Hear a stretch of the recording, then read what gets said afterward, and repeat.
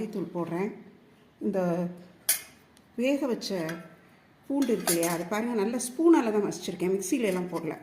ஸ்பூனில் மசித்ததே நல்லா மசிஞ்சிருச்சு பாருங்கள். இது எதுக்குன்னா பிபி இருக்கிறவங்களுக்கு இந்த பூண்டு வந்து நல்லா அந்த பிபியை கண்ட்ரோலில் வைக்கிறதுக்கு ரொம்ப ரொம்ப ஹெல்ப் பண்ணும். சாதாரணமாக பூண்டு சாப்பிட்றதுக்கு எல்லோரும் தயங்குறதுக்கு காரணம் வந்து அது வந்து வாயில் பூண்டு வாசனை வரும் அப்படின்னு நினைப்பாங்க. அது வதக்கினா தான் அப்படி வாசனை வரும்.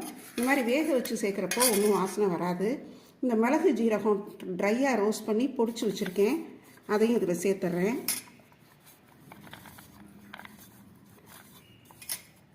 சேர்த்துட்டு எல்லாம் அலசி ஊற்றிடுவேன்.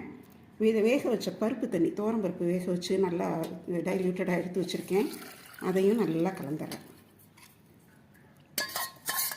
இந்த பருப்பு தண்ணி தான் இதுக்கு ஒரு பெரிய வாசனையே கொடுக்கும், ருசியை கூட்டு. பருப்பு வேகிறப்ப கூட கொஞ்சம் தண்ணி ஊற்றி வைங்க. ரசத்தை நல்லா கலந்து வச்சாச்சு.